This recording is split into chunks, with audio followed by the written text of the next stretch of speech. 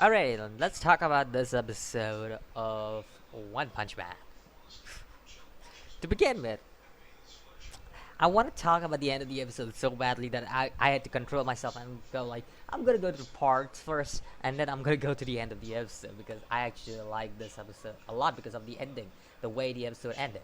So, let's talk about this episode. The first thing I want to talk about is this. I love the start, the way the episode started. It's been almost a week, but I freaking loved it. The way the episode started off. Now, last week I was disappointed because I know there was a fight between Gokuston and Gokuston, whatever his name was. I completely forgot his name, but whatever.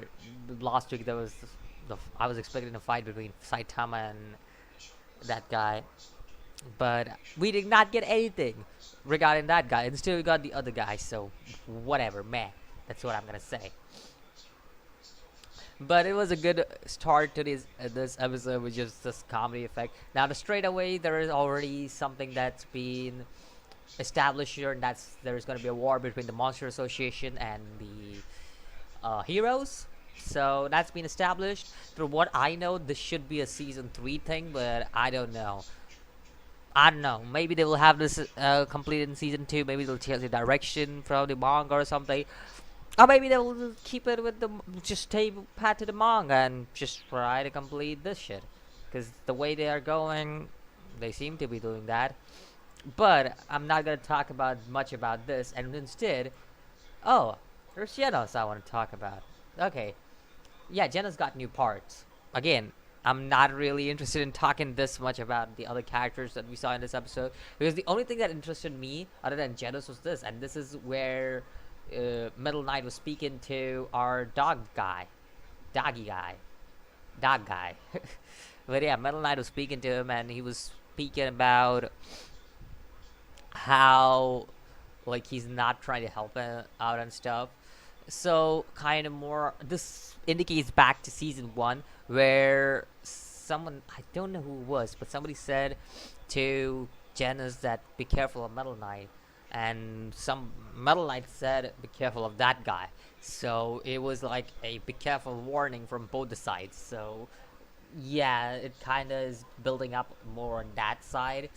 So yeah, that's one of the things that really got me in the episode. But other than that, yes, this is what I want to talk about. The development we got between Garo and this little kid over here. Garo and this little kid over here. Really appreciate the work there because I personally freaking love this little development that we got between Garo and the little kid. It kind of developed their relationship we have been seeing from the start of the series. Like, not start of the series, but start of this season. We've been seeing Garo and this kid develop this relationship between them. And they have been together. Even though Garo has been shown to be this antagonist of the series, of this season, like antagonizing all the heroes and stuff. The relationship between Garo and this kid, it has been something that I could say is appreciable. And plus, not only that, but also I'm kind of rooting for Garo because the heroes have attacked Garo. And one of the things that I really I want to say about this whole thing with Garo and shit is that even after the heroes attacked him, okay, even after all these heroes were trying to attack him and stuff, one of the things that he did was just, well, I'm gonna protect the kid. Kind of puts him in the protagonist seat. It's like this. You go from being an antagonist to a protagonist type of stuff, and it kind of felt like that. Where Garo's journey kind of, I would say, this whole season we've seen Garo develop throughout this whole season, and the thing about this season has been that Garo, we have seen him start as an antagonist in the series, but we have seen him grown as a protagonist up until this point because that's one of the things that I really have seen throughout the series. Because first thing we see is Garo interacting with this kid, this little kid, and now we're seeing this same kid. And I already knew that somehow these two are gonna meet up again because it's just obvious that these two are building the relationship for these two. So it was obvious that Garo and this kid was gonna meet again in future, and that happened in this episode. And Garo pretty much giving him advice like a older brother and all of that stuff. It really, really is something that I want to see. Even though his advice was just like get stronger. I'm like, okay, Garo, you just said something that Goku would say. Look, I literally felt like that. Okay, I literally felt like Garo said something like Goku would say. I'm like, and be like, I don't know what to do. Advice? Oh, get stronger. That's basically what Garo was like. Uh, but yeah, throughout this episode, Garo trying to protect the kid. He even literally said, "Did not shoot the shack," because he knows that there's a kid inside the shack, and he doesn't want him to get hurt because obviously he cares for that kid. Because Garo, even though he's like he has shown up to be like, oh, I'm this big baddie and trying to turn down heroes and all that stuff, he has finally like I felt like Garo was actually in this episode kinda showing emotion, trying to not only like fight against the heroes, but also protect the kid. That's basically what I felt like. And you just have to cut the whole part out. Like you just have to cut this episode out when we finally get to a good fight. Yeah, feels bad. I know. I know it feels bad.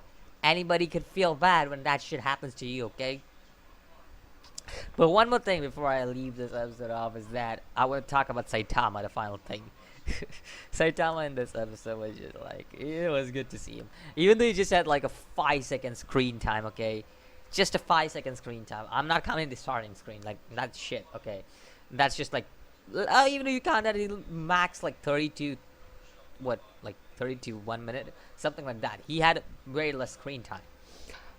But Saitama freaking nailed this episode for me in the screen time he had. First with the king thing, I already discussed about it. Second, I just remember right now was the whole monster thing. Because all of these monsters, they're all going in, being like all these badasses and going to attack Saitama and shit. And then you see Saitama just being like, yeah, I'm just taking my trash out and just gonna one punch all of you guys.